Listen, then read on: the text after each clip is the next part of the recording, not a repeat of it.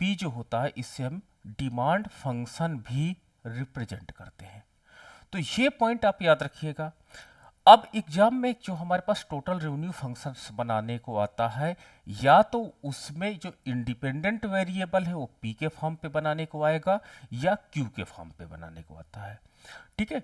अगर आपका जो डिमांड फंक्शन है उस पर निर्भर करता है कि वो किस फॉर्मेट पे है। कभी कभी demand function p is the function of q पर होता है एंड कभी कभी q is the function of p पर होता है। अब ये डिपेंड करता है कि वैसे जो आपका टोटल रेवेन्यू होता है, total revenue it is depend upon Q पर करता है। तो टोटल रेवेन्यू जो फलन बनेगा उसका जो इंडिपेंडेंट वेरिएबल है वो क्यू पर काम करेगा। लेकिन मैंने देखा कि कुछ जगह पर ये पी पर भी फॉर्मेट जनरेट करवाता है, तो उस हिसाब से आपको डिमांड फंक्शंस में परिवर्तन करने होंगे। तो ये पॉइंट आपका इंपॉर्टेंट हो जाता है कि आपका जो डिमांड फंक्शन है उसका फॉर्मेट क्या है, और उसी के आधार पर आप टोटल रेवेन्यू फलन को जनरेट करेंगे।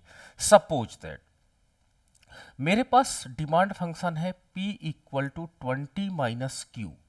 ठीक है, p equal to 20 minus Q. देखिए यहाँ पर जो p है वो डिपेंडेंट वेरिएबल के रूप में है और q आपका इंडिपेंडेंट वेरिएबल के रूप में है।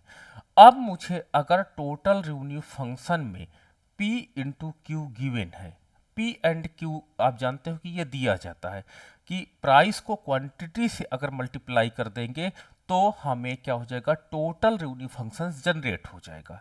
अगर मैं इस फलन में p का मान एज इट इज ये डिमांड फंक्शंस का मान रख देता हूं तो टोटल रेवेन्यू फंक्शंस क्या हो जाएगा, 20 माइनस क्यू इंटू क्यू के रूप में जनरेट हो जाएगा, और ये हो जाएगा टी आर बराबर 20 क्यू माइनस क्यू स्क्वायर। तो ये टोटल रेवेन्यू फंक्शंस देखिए जनरेट हो गया किस रूप में, आपका इंडिपेंडेंट वेरिएबल क्यू के फॉर्मेट में। लेकिन एग्जाम में कभी कभी ये कह दिया जाता है कि नहीं, टोटल रेवेन्यू फंक्शंस को पी के रूप में जनरेट करिए। तो आपको परेशान नहीं होना, डिमांड फंक्शन को रीसेट कर लीजिएगा, और डिमांड फंक्शन को रीसेट करने के लिए क्यू को उधर ट्रांसफर करिएगा तो Q equal to 20 minus P हो जाता है। अब यहां पर आप Q का मान रख दीजिएगा इसी फलन में। तो जब Q का मान रखेंगे तो टी आर बराबर P इंटू क्यू का मान रखने पर 20 माइनस पी हो जाता है, और आपका टोटल रेवेन्यू फंक्शन क्या हो जाएगा, 20p माइनस पी स्क्वायर हो जाएगा। तो इस प्रकार टोटल रेवेन्यू फंक्शन जो जनरेट हो जाता है किस रूप में हो जाता है, प्राइस के फॉर्म पे हो जाता है। लेकिन आप इस तरह का जो प्राइस होगा वो रेयरली आप देखे होंगे, अधिकतर इस तरह के क्वेश्चंस नहीं पूछे जाते। हमको जो टोटल रेवेन्यू फंक्शंस जनरेट करने होते हैं एग्जाम में वो आपका अधिकतर क्यू के फॉर्मेट पे ही जनरेट करना होता है। तो ये पॉइंट आप याद रखिएगा, इंपॉर्टेंट हो जाता है कि जो टोटल रेवेन्यू फंक्शंस एग्जाम्स में होते हैं, क्योंकि हम रियल में ये देखते हैं कि किसी भी उत्पादक का जो रेवेन्यू होता है वो उसकी क्वांटिटी पे डिपेंड करता है, और अगर टोटल रेवेन्यू क्या होता है, it is depend upon quantity. अगर क्वांटिटी बढ़ती चली जाती है तो टोटल रेवेन्यू भी बढ़ता चला जाएगा, अगर क्वांटिटी घटेगी तो टोटल रेवेन्यू भी घटेगा। तो ये रियल फंक्शन है। ठीक है, ये आपका डायरेक्ट फंक्शन है कि total revenue it is depend upon the quantity. तो आपको सबसे पहले इसी फॉर्मेट में काम करना होगा, और demand function p equal to क्या होता है, p आपका डिपेंडेंट और आपका क्वांटिटी इंडिपेंडेंट के फॉर्मेट में हो तभी आप ऐसा जनरेट कर पाएंगे। तो आपको मैं बताऊं कि 90% क्वेश्चन जो एग्जाम्स में पूछे जाते हैं वो इसी फॉर्मेट के होते हैं, रेयरली डिमांड फंक्शन से बहुत कम पूछे जाते हैं, और जो आपका ये आपका पी के फॉर्मेट में टोटल रेवेन्यू फंक्शंस जनरेट करता है। तो ये पॉइंट आपका तो एक चीज क्लियर हो गया।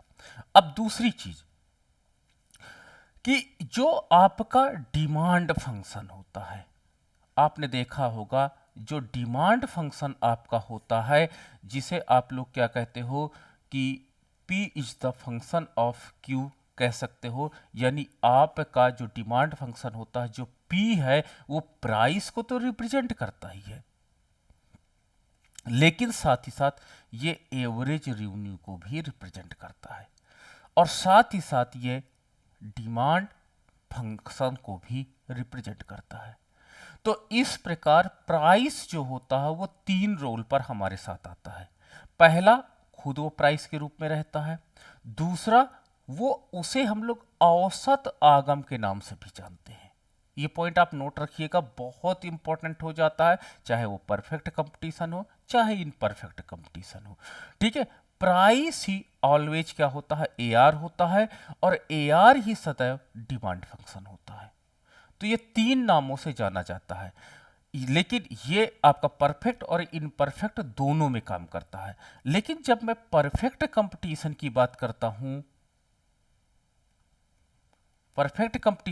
करता हूं, तो वहां पर प्राइस जो होता है वो एआर के रूप में तो जाना ही जाता है, लेकिन वहां पर एमआर को भी आप प्राइस लाइन ही कह दोगे।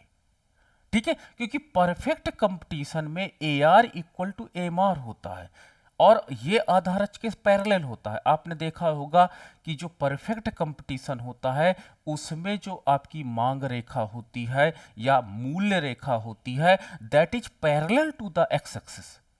तो जब आधारच के समांतर होती है तो आप देखे होंगे कि यही रेखा आपकी प्राइस लाइन होगी, यही रेखा आपकी एवरेज रेवेन्यू लाइन होगी, यही रेखा आपकी मार्जिनल रेवेन्यू रेखा होगी, और यही रेखा आपकी डिमांड लाइन भी होगी। तो यानी ये जो लाइन होती है वो इतने रोल के साथ हमारे साथ काम करती है।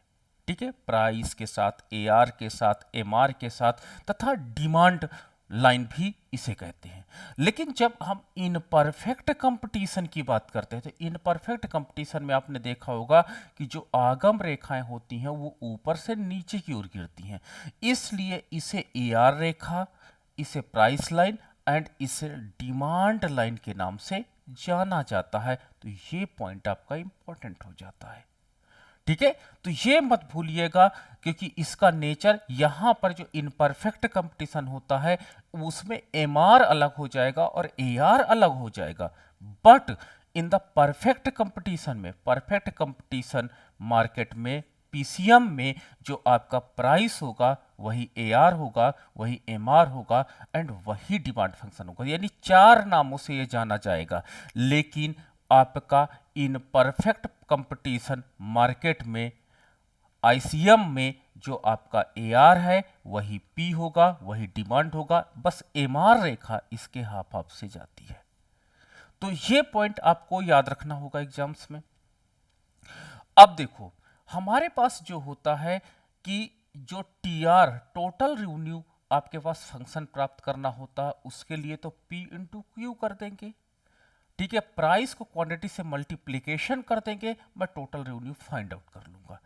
लेकिन अगर एग्जाम में हमको एवरेज रेवेन्यू प्राप्त करना है तो एवरेज रेवेन्यू प्राप्त करने के लिए सीधा है कि टोटल रेवेन्यू को क्वांटिटी से डिवाइड कर दीजिएगा। तो जब टोटल रेवेन्यू को क्वांटिटी से डिवाइड कर देंगे तो हमें औसत आगम प्राप्त हो जाता है। ठीक है, अब इसी फलन को ऊपर देख लो कि ऊपर वाले फलन में अगर Q को मैं इधर ट्रांसफर कर दूं तो यानी टी आर बाई क्यू हो जाएगा, it is also called P हो जाएगा। तो यही देखो, T R by Q equal to A R है, यहां पर T R by Q equal to P है, thus we can say A R equal to P होगा। तो इसलिए चाहे वो परफेक्ट कंपटीशन हो चाहे इनपरफेक्ट कंपटीशन मार्केट हो, वहां पर ए आर को ही प्राइस लाइन कहा जाता है।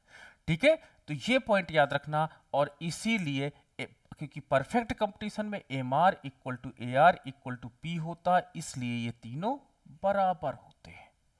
ठीक है, अब हमको जो मार्जिनल रेवेन्यू लाइन प्राप्त करना है, मार्जिनल रेवेन्यू कर्व जो प्राप्त करना है वो डी अपॉन डी क्यू के फॉर्मेट में प्राप्त करना है, और हरदम टोटल रेवेन्यू फलन का हमें अवकलन करना है। टोटल रेवेन्यू फलन का हमें अवकलन करना होगा। किसके रेस्पेक्ट में टोटल रेवेन्यू फलन को अवकलन करना होगा? उसकी उत्पादन की इकाइयों के संदर्भ में। तो अवकलन जो होता है सीमांत आगम प्राप्त करने के लिए, ये पॉइंट याद रखिएगा, सीमांत आगम प्राप्त करने के लिए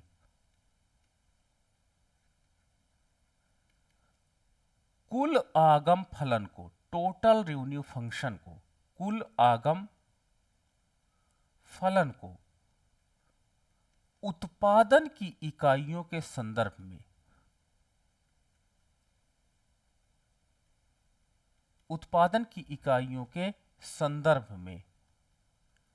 अवकलन करना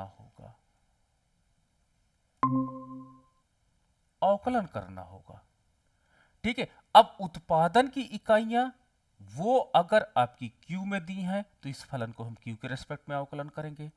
अगर वो x के रूप में दिया है तो वो x के रूप में हम अवकलन करना होगा। तो ये पॉइंट आप याद रखिएगा कि इट इज डिपेंड अपॉन हमको किसके रेस्पेक्ट में अवकलन करना है, जिस फॉर्मेट में वो उत्पादन की इकाइयां एग्जाम्स में हमको दी होंगी। ठीक है। तो ये हमारे पास बेसिक्स हो जाते हैं। ये मैंने जो फार्मूले पे बात की आपके साथ, ये बेसिक्स पे बात किया। अब चलिए एक मैं क्वेश्चंस ले लेता हूं मैथमेटिकल में और उसमें ये सारी चीजें कैलकुलेट करके आपको दिखाता हूं कि कैसे कैलकुलेट हो सकती हैं। सपोज दैट मेरे पास एक फर्म का एक उपभोक्ता का डिमांड फंक्शन दिया गया है, या एक फर्म का आप कह सकते हो कि डिमांड फंक्शन है, बाजार का डिमांड फंक्शन है, और वो है Q equal to 20 minus P. ठीक है। ये देखिए डिमांड फंक्शन है मेरे पास। डिमांड फंक्शन है। अब प्रश्न बनता है find out total revenue function, find out average revenue function, find out marginal revenue function. तीन फंक्शंस आपको जनरेट करने हैं, क्योंकि मैंने बताया कि रेवेन्यू तीन ही प्रकार की होती है। तो तीन फंक्शंस जनरेट करना है। पहला कुल आगम फलन, दूसरा औसत आगम फलन, और तीसरा सीमांत आगम फलन। तो तीन आगम फलन जनरेट करिए। इफ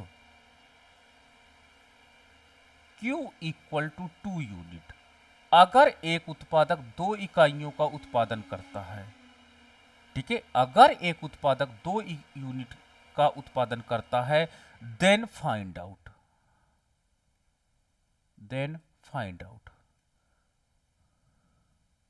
क्या फाइंड आउट करना है? Value of total revenue, value of average revenue and value of marginal revenue. दो अलग अलग चीजें देखो पूछी जा रही हैं। ऊपर आपको फलन पूछा जा रहा है कि फाइंड आउट द फंक्शन ऊपर पूछा जा रहा, और नीचे आपकी 2 इकाइयां उत्पादन करने के परिणाम स्वरूप इनका मान पूछा जा रहा है। तो ये दोनों क्वेश्चंस एग्जाम्स में मैंने देखा सबसे ज्यादा पूछे जाते हैं कि आपको एक डिमांड फंक्शन दिया जाता है और आपको कोई फलन जनरेट करने को कह दिया जाता है, या आपको इनकी वैल्यूज काउंट करने को कह दी जाती है। तो इस तरह के क्वेश्चन एग्जाम्स में बहुत ज्यादा आते हैं। तो वही है, सबसे पहले मैं जानता हूं कि टी आर को जनरेट करने के लिए क्या करना होगा। टी आर को जनरेट करने के लिए P इंटू क्यू किया जाता है। अब हमारे पास क्या होता है, ये जो आपका फलन है, अब इसमें जो है देखो Q का अगर मैं वैल्यू रख दूंगा तो ये टोटल रेवेन्यू फलन जो हो जाएगा वो P के फॉर्मेट में जनरेट होगा। तो मुझे क्योंकि टोटल रेवेन्यू फंक्शन रियल में वो Q के फॉर्मेट में होता है, अतः आपका P equal to 20 minus Q करना पड़ेगा, इसको ट्रांसफर करना पड़ेगा, इसको इंटरचेंज करना पड़ेगा डिमांड फंक्शन को। और जब हम इंटरचेंज करेंगे तो हमको ऐसा निकल करके आएगा फलन कि P equal to 20 minus Q निकल करके आएगा। अब हम क्या करेंगे, टोटल रेवेन्यू बराबर 20 माइनस क्यू, मैंने P की जगह पर आपको डिमांड फंक्शन का मान 20 माइनस क्यू रख दिया है और मल्टीप्लाई बाई क्यू कर दिया है। तो total revenue equal to 20 Q minus Q square हो जाएगा। तो देखो ये टोटल रेवेन्यू फंक्शंस आपका जनरेट हो गया। तो पहला क्वेश्चन मेरा था कि what will be the total revenue functions. तो आपका टोटल रेवेन्यू फंक्शंस कितना हो जाता है, 20 क्यू माइनस क्यू स्क्वायर हो जाता है। अब मुझे एवरेज रेवेन्यू फंक्शंस जनरेट करना है। तो एवरेज रेवेन्यू फंक्शंस हम कैसे जनरेट कर सकते हैं, तो आपको क्या मैंने बताया था फार्मूला कि एवरेज रेवेन्यू फंक्शंस जनरेट करने के लिए आपको करना क्या होगा, आपको टोटल रेवेन्यू फंक्शंस को क्यू से डिवाइड करना होगा। पहला तरीका तो ये है कि पहला तरीका आपका है कि टोटल रेवेन्यू फंक्शंस को क्वांटिटी से डिवाइड कर देंगे तो आपका एवरेज रेवेन्यू फंक्शंस मिल जाएगा। तो इसमें आपको पास टोटल रेवेन्यू फंक्शंस अभी अभी ऊपर मिला है, तो आपने 20Q minus Q square upon Q कर देते हैं तो हो जाएगा 20 माइनस क्यू। तो ये आपके पास हो जाता है एवरेज रेवेन्यू फंक्शंस। और देखो एवरेज रेवेन्यू फंक्शन ही आपका डिमांड फंक्शन है, ठीक है। तो देखो 20 माइनस क्यू है, यहां पर भी 20 माइनस क्यू है, तो इसी को आप प्राइस फंक्शन भी कह सकते हो। यानी डायरेक्ट जहां पर आपका मूल्य आपका डिमांड फंक्शन था उसी में पी की जगह आप ए आर लिख देते तो आपको एवरेज रेवेन्यू फंक्शंस प्राप्त हो जाता। और तीसरा है मुझे सीमांत आगम फलन ज्ञात करना। तो सीमांत आगम फलन ज्ञात करने के लिए मुझे क्या करना होगा कि आपको जो टोटल रेवेन्यू फलन दिया है उसका अवकलन करना होगा। तो टोटल रेवेन्यू फलन है तो टी आर है, इसका अवकलन कर दीजिए उत्पादन की इकाइयों के संदर्भ में। तो M R equal to D upon D Q कर देते हैं तो आपका क्या हो जाता है, ये हो जाता है एम आर मिल जाएगा। तो मैंने इसको अगर अवकलन कर दूंगा तो चलो अवकलन क्या होता है कि अवकलन में क्या होता है कि पावर पहले जाती है और पावर से एक माइनस हो जाता है। तो आपके पास d अपॉन डी क्यू और ब्रैकेट में आपका हो जाएगा 20Q माइनस क्यू स्क्वायर। अब हम लोग इसको अवकलन करते हैं तो अवकलन करने पर 20 माइनस 2Q हो जाता है। तो ये सीमांत आगम फलन मुझे प्राप्त हो जाता है। तो देखो तीनों फलन मैंने जनरेट कर दिए। तीनों फलन मैंने क्या क्या जनरेट कर दिए, पहला तो आपका टोटल रेवेन्यू फंक्शंस यहां पर मैंने जनरेट कर दिया जो पहली रिक्वायरमेंट थी इस प्रश्न की। दूसरा मैंने औसत आगम फलन ए आर फंक्शंस मैंने यहां पर जनरेट कर दिया, ए आर आपका एवरेज रेवेन्यू फंक्शंस है। और तीसरा आपका मार्जिनल रेवेन्यू फंक्शंस मैंने जनरेट कर दिया जो यहां पर रिक्वायरमेंट थी। तो इस प्रकार आप देख सकते हो कि तीनों आपके फंक्शंस जनरेट हो गए हैं। अब कह रहा है यह प्रश्न कि अगर एक उत्पादक 2 इकाइयों का उत्पादन करता है तो इनकी वैल्यू भी बताइए। तो आपको क्या करना है, इस क्यू का मान टी आर फंक्शन में रख देना, क्यू बराबर 2 रख देना। तो अब आपके पास हो जाएगा T R equal to 20 into Q का मान 2 है माइनस 2 का होल स्क्वायर। तो आपके पास 40 माइनस 4 हो जाएगा तो 36 आपका टी आर का मान हो जाएगा। ठीक है, टी आर का फलन पहले आपको ज्ञात करना है। अगर कोई वैल्यू दी गई है क्यू की तो उस क्यू की वैल्यू से आपको उसका क्या हो जाएगा, मान ज्ञात हो जाएगा। तो ये पॉइंट आप याद रखिएगा कि जो टोटल रेवेन्यू होती है, टोटल रेवेन्यू फलन का मान आप इस प्रकार से निकाल लोगे। ठीक है, अब आप ए आर फलन पर आ जाइए क्योंकि ए आर का मान निकालना है। तो फिर से Q बराबर 2 यूनिट रख दीजिए। तो Q बराबर 2 यूनिट रख देते हैं on the putting value Q equal to 2 in the आपका डिमांड फंक्शन या in the A R functions में वैल्यू को पुट कर देते हैं। तो जब आप यहाँ पे वैल्यू को पुट करेंगे तो A R equal to 20 minus 2, तो ए आर का मान कितना निकल कर आ जाता है, 18 निकल करके आ जाता है। तो जब आपका मान 18 निकल के आ जाता है तो ये आपका ए आर की वैल्यू हो जाती है। ठीक है, टी आर की वैल्यू हो जाती है, ए आर की वैल्यू हो जाती है। और इसी प्रकार Q इक्वल टू 2 यहां पर पुट कर दोगे, Q इक्वल टू 2 यहां पर पुट कर दोगे यानी सीमांत आगम फलन में, तो आपको सीमांत आगम फलन का मान निकल करके आ जाएगा। तो M R equal to 20 minus 2 into 2 तो हो जाएगा 20 माइनस 4, मतलब क्या हो जाएगा 16। तो ये एम आर का मान निकल करके आ जाएगा। तो देखो तीनों वैल्यू मुझे फाइंड आउट हो गई हैं, तीनों फलन मुझे प्राप्त हो गए हैं। तो इस प्रकार पहला फलन आपका टी आर फलन था, उसका मान 36 था। दूसरा आपका ए आर फलन मुझे प्राप्त हुआ, उसका मान 18 था। और तीसरा फलन जो है वो आपका एम आर फलन था तथा उसका मान 16 है। इस तरह एग्जाम में आपको कैलकुलेट करना पड़ेगा और एग्जाम में इसे स्पीडली कैलकुलेट करना होता है। ठीक है, ये कॉन्सेप्ट अगर आपको क्लियर रहेंगे तो मुश्किल से मुश्किल इस तरह के क्वेश्चन आप 1 या 2 मिनट से ज़्यादा टाइम नहीं लगता, तुरंत सॉल्व हो जाता है। ठीक है, ये डिपेंड करता है कि आपका प्रैक्टिस कितना है। एग्जाम में मैंने तीनों निकाल दिया। एग्जाम में आपसे एक ही इंफॉर्मेशन पूछी जाती, मैंने जो प्रश्नों को देखा है कि डिमांड फंक्शन दिया रहेगा, what if the production unit is 2 unit then what will be the value of MR. Direct exam में पूछ लेता, तो 3 वैल्यूज में केवल एक वैल्यूज मैंने आज तक एग्जाम में पूछते हुए देखा गया है। ठीक है, अब आपके पास मान लीजिए कोई आपका डिमांड फंक्शन ऐसे है, P equal to 20 minus Q square है, या एग्जाम में 20Q माइनस क्यू स्क्वायर है। इस तरह का भी डिमांड फंक्शन आपका एग्जाम में आता है।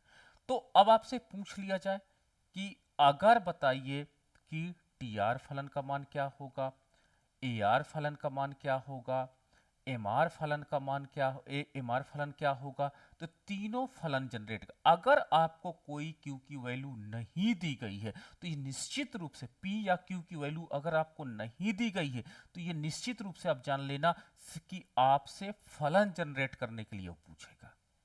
अगर P एंड Q की वैल्यू गिवन है तो ये निश्चित रूप से है कि वो आपको मान पूछ रहा है। तो सबसे पहले आपको फलन निकालना होगा, फलन के बाद ही आप मान कैलकुलेट करोगे, आप डायरेक्ट कैलकुलेट करने का प्रयास नहीं करोगे। ठीक है, ये पॉइंट याद रखिएगा। इफ द क्वांटिटी यूनिट और प्राइस यूनिट इज गिवन, ठीक है, आर गिवन, तो आपको तब मान निकालना होगा, then you should be calculate the values. नहीं तो आप फंक्शन सी जनरेट करोगे, और फंक्शन सी एग्जाम में पूछा जाता है कि निम्न में से कौन सा टी आर फलन को दिखाएगा, कौन सा ए आर फलन को दिखाएगा एंड कौन सा एम आर फलन को दिखाएगा। तो ये एग्जाम्स में पूछे जाते हैं अधिकतर। तो जैसे ये आपके पास डिमांड फंक्शन है, ठीक है, डिमांड फंक्शन में अब आपके पास क्या हो जाता है, total revenue, average revenue, marginal revenue functions generate करने हैं।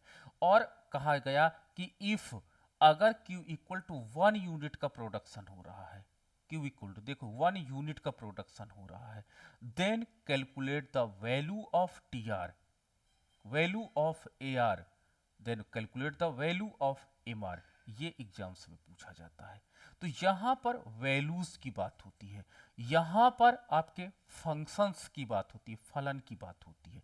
तो जैसे आपकी यूनिट्स दे दी जाएगी वैसे ही आपका वैल्यूज पूछने की बात आने लगेगी। तो ये आपके पास फंक्शंस है तो रखेंगे, तो टी आर इक्वल टू क्या हो जाएगा, P इंटू क्यू। तो जब T R equal to P into Q है तो आप यहां से फिर से P का मान रख दोगे। तो P का मान रखोगे तो 20 माइनस क्यू स्क्वायर और ब्रैकेट में आपका Q हो जाएगा। ठीक है, अब आपके प्रश्न है कि सर P का ही मान क्यों रखें, Q का क्यों नहीं रखते हैं? क्योंकि रियल लाइफ में हम जानते हैं कि जो टोटल रेवेन्यू होता है it is function of Q होता है। ये रियल लाइफ में आपको ऐसा दिखाई पड़ता है कि जो किसी उत्पादक का कुल आगम होता है वो उसकी उत्पादन की मात्रा पर निर्भर करता है। ठीक है, तो जब किसी उत्पादक का उत्पादन जो उसकी मात्रा पर निर्भर करता है, इसलिए हम ऐसा काम करते हैं। ठीक है, तो अब आपका क्या हो जाएगा, इसको जब मल्टीप्लाई करेंगे तो 20Q माइनस क्यू क्यूब, तो ये टोटल रेवेन्यू फंक्शंस आपको जनरेट हो गए हैं। ठीक है, तो ये टोटल रेवेन्यू फंक्शंस हैं। अब अगर Q बराबर 1 गिवन है तो आप इसकी वैल्यू कैलकुलेट कर सकते हैं। तो क्या हो जाएगा, T R equal to 20 into 1 minus 1 का होल क्यूब, आपके पास हो जाएगा 20 माइनस 1 तो आपका 19। तो ये टोटल रेवेन्यू है, ये आपकी टोटल रेवेन्यू है। ठीक है, तो ये आपका टी आर फंक्शन है और ये टोटल रेवेन्यू का वैल्यू है। किस पर, Q equal to 1 unit production पर हमने इसको कैलकुलेट किया है। अब वही ए आर की हम बात करते हैं। तो ए आर जब कैलकुलेट करते हैं तो ए आर क्या होता है, टी आर बाई क्यू होता है, या जो आपका डिमांड फंक्शंस दिया रहता है इसी को हम ए आर कह देते हैं। क्योंकि P equal to A R होता है और आपका demand function P equal to 20 minus Q square given है, और we know that P equal to आपका AR होता है, P इक्वल टू AR होता है, ये हमें पता है। तो जब P इक्वल टू AR होता है तो हम यहाँ पर AR लिख सकते हैं, तो लो AR फलन तुरंत हमने जनरेट कर दिया। वहीं अगर ये दिया होता कि इट इज परफेक्ट कंपटीशन, अगर ये प्रश्न में दे दिया कि पूर्ण प्रतियोगिता के अंतर्गत एक उत्पादक का मांग फलन दिया गया है, तो हम इसको MR फलन भी लिख देते हैं कि MR equal to 20 minus Q square है। ठीक है, केवल एक उसने वर्ड्स डाल दिया कि पूर्ण प्रतियोगिता के अंतर्गत एक उत्पादक का मांग फलन दिया है, तो वहां पर AR फलन भी वही होगा, डिमांड फंक्शन भी वही होगा, MR फंक्शंस भी वही होगा। तो इस तरह के क्वेश्चन मैंने एग्जाम में बहुत ज्यादा देखे हैं कि एक उत्पादक का डिमांड फंक्शन दिया रहता और केवल एक वर्ड बढ़ा देता है कि यदि पूर्ण प्रतियोगिता दिया है। तो यदि पूर्ण प्रतियोगिता है तो बताइए क्या होगा।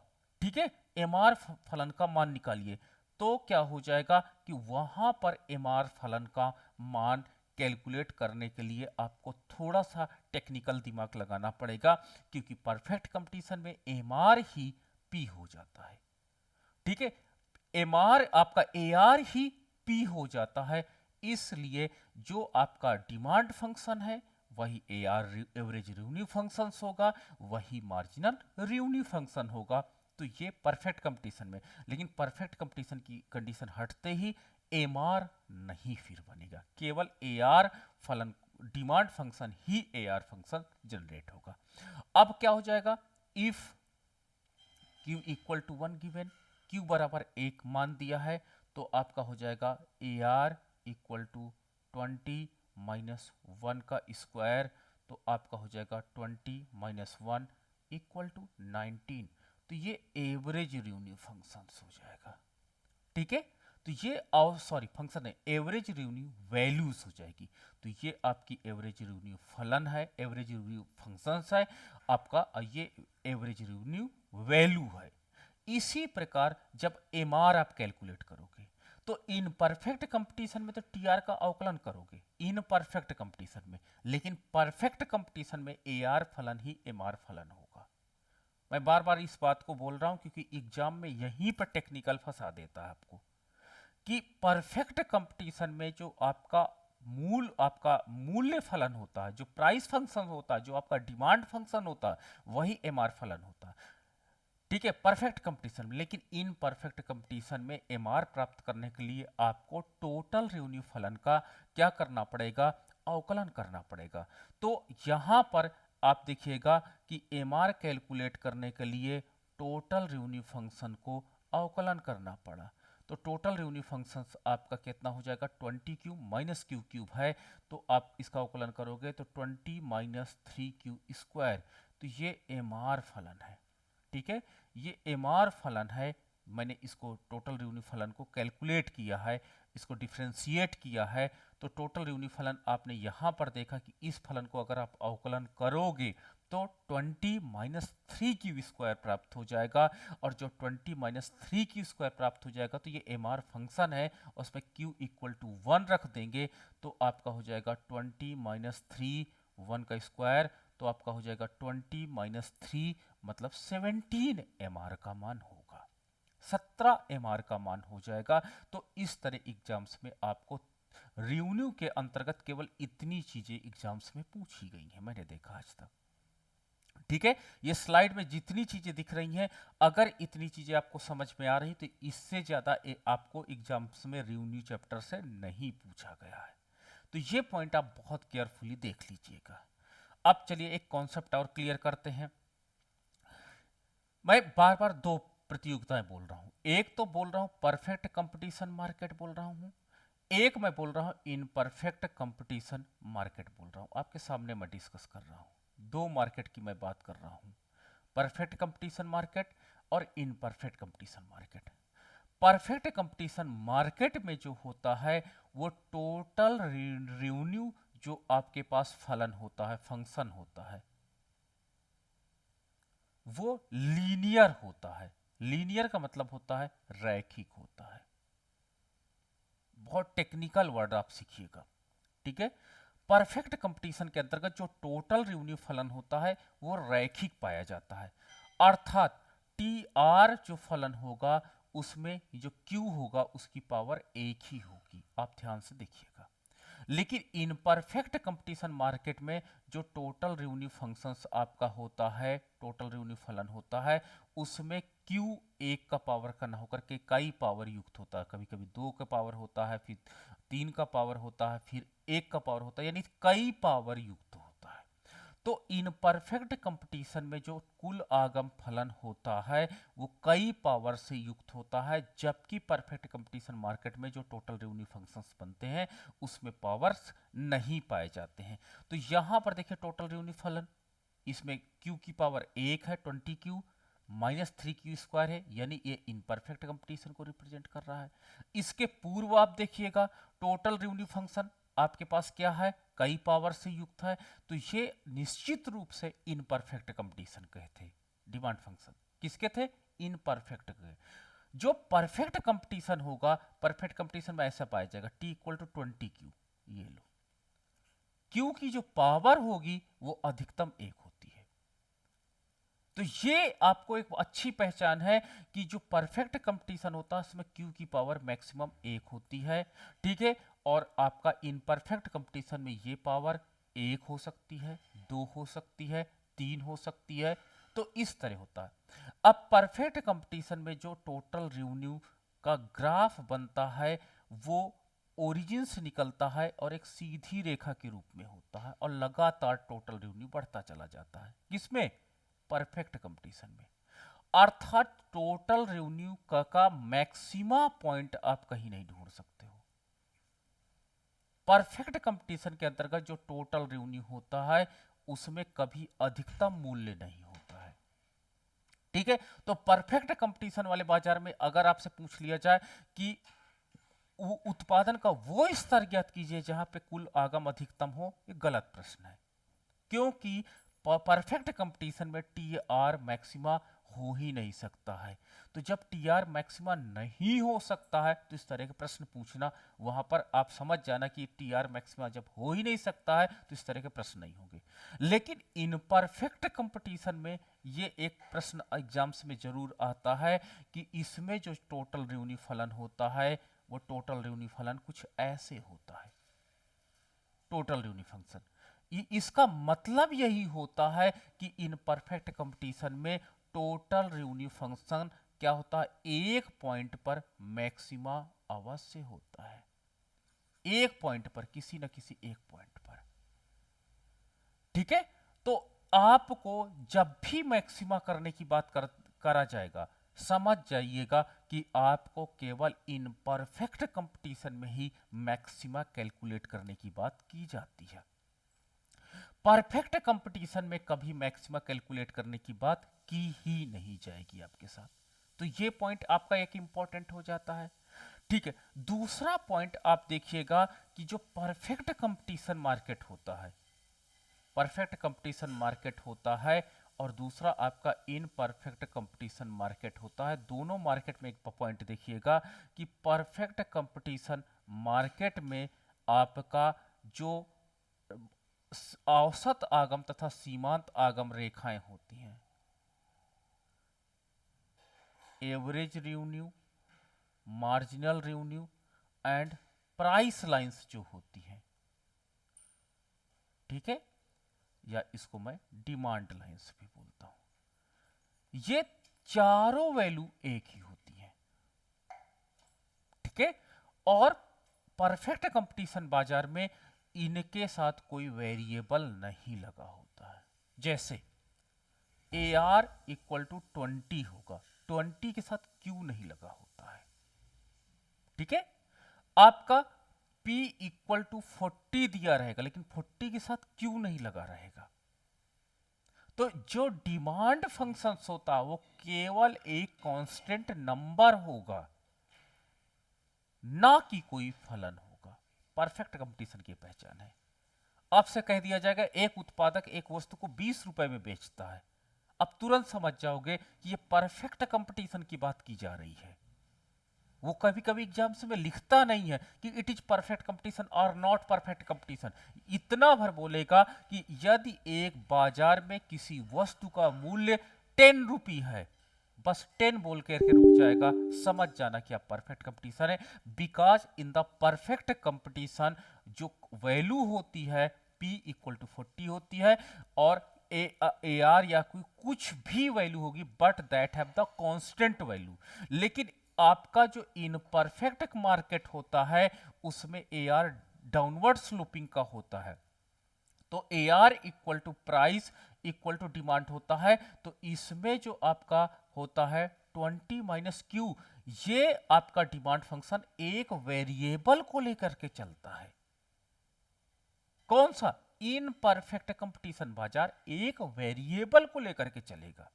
लेकिन परफेक्ट कंपटीशन बाजार मार्केट में जो आपका डिमांड फंक्शन होगा वो केवल कांस्टेंट नंबर को लेकर के चलेगा, चाहे वो डिमांड फंक्शन हो, चाहे वो एवरेज रेवेन्यू फंक्शन हो, चाहे मार्जिनल रेवेन्यू फंक्शन हो, चाहे डिमांड फंक्शन हो, ये चारों जो होंगे वो एक कांस्टेंट नंबर को लेकर के चलेंगे। तो आप समझ जाना कि ये आपका परफेक्ट कंपटीशन का क्वेश्चन है, और इन परफेक्ट में आपको फलन मिलेगा।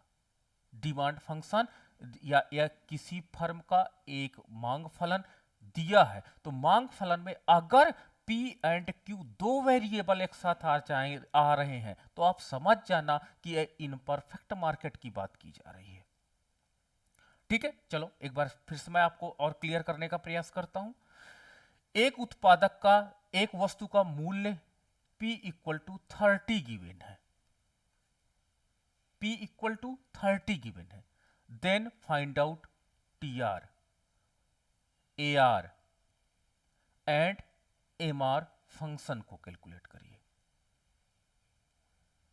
फंक्शन आपको जनरेट करना है।